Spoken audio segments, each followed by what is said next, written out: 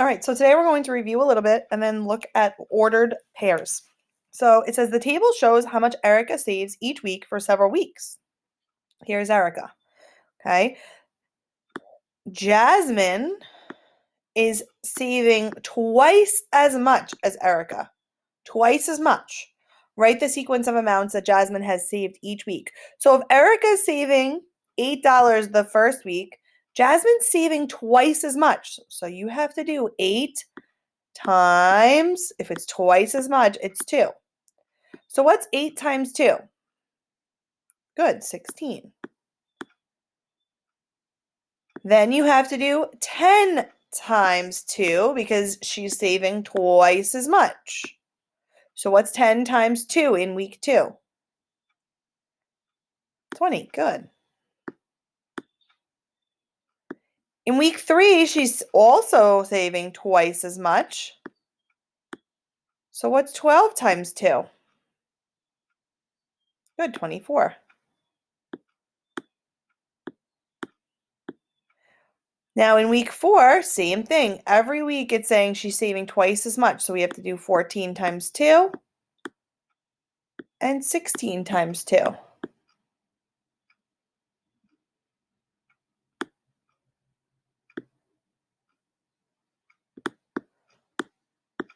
So 14 times 2. Oops, I don't know why I wrote it that way.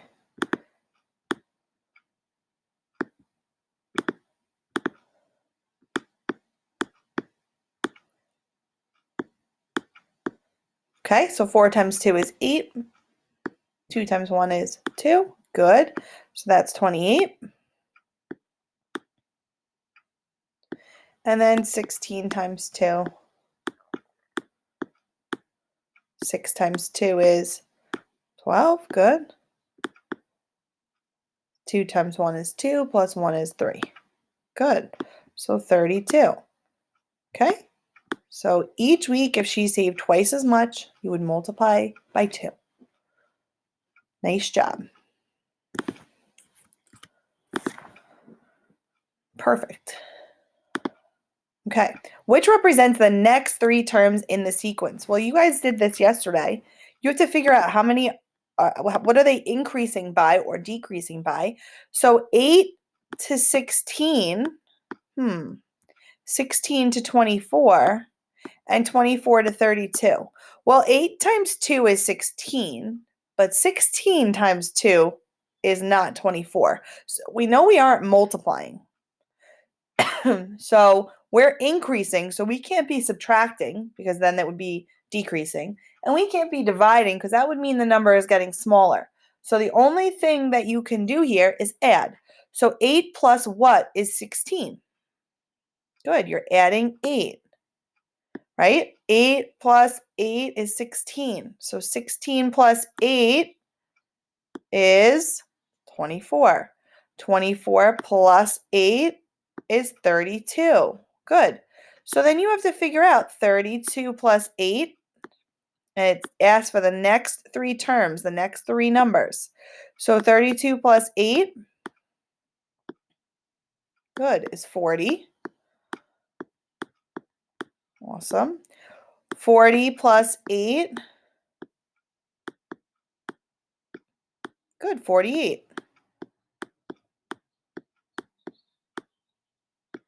And 48 plus 8, don't let it trick you. 48 plus 8, good, 56. Awesome job. So it would be C.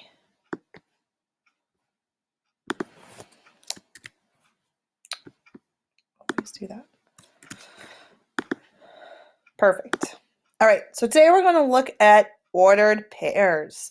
Okay, so an ordered pair represents a spot on a graph. So when we do graphs, this line right here is always called the x-axis. This line is called the y-axis. Okay, so you have x-axis and y-axis. All right, so I'm going to show you. This is your X, okay, axis.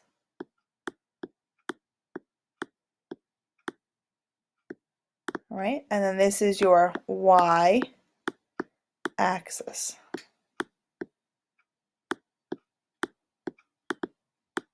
Okay, so it says locate, draw, and label each ordered pair.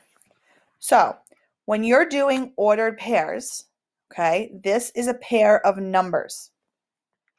So the point they tell you to do is A, okay? And then they tell you to do G, J, M, Q, and R. You're going to label it with those letters, but you have to find out where to put them first. Okay. So the first number in the parentheses is always the X.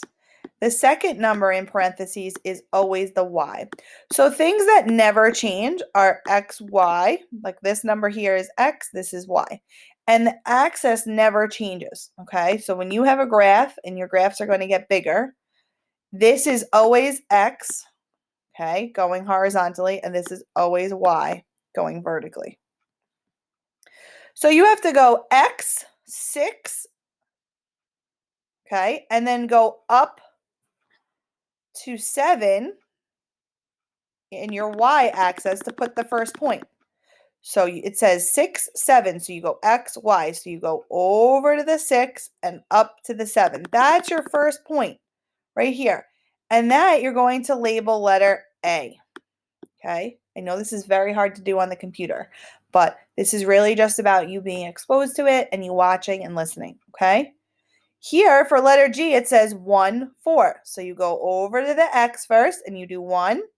And then you have to go up to number 4 and you put your next point, which is letter G. Okay, did that one and that one. Letter J is 0. So you stay on the 0 and you just move up to 1.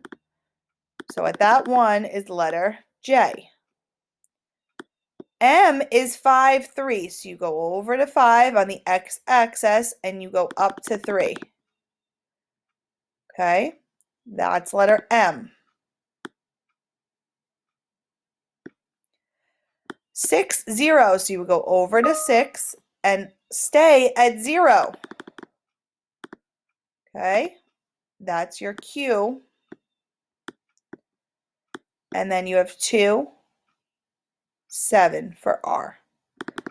So you'd go up here. Okay, so there's going to be different reasons why you plot out different things. Okay, this is just a very general locate, draw, and label each ordered pair. So you did it. So letter A is at 6, 7. So it's at 6, 7. So that's letter A. Okay, each one is at a different point.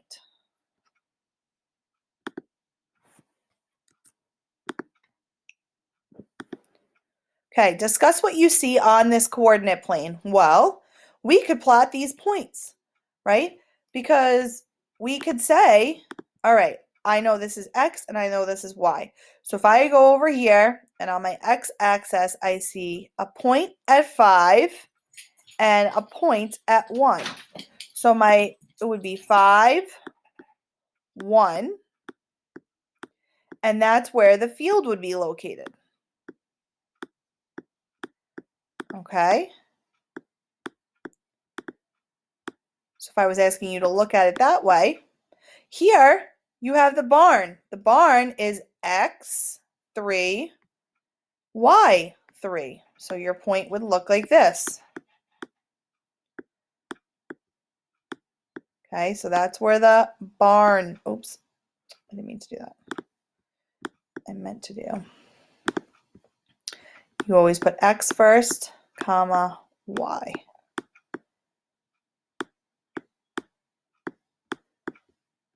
Okay, so that's the barn. Now I want you to look, where is the car? Take a second. Go to the X first and then up to the y. So you find out, where's the car? Okay, car's right here. So it's 2, comma, 6, because you do the x and then the y. So 2, comma, 6. Okay? And the last one we have is the school. So you take a peek at the school.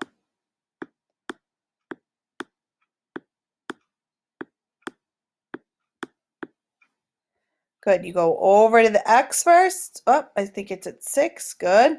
And then you go to the y. Oh, 6. So it's 6, 6.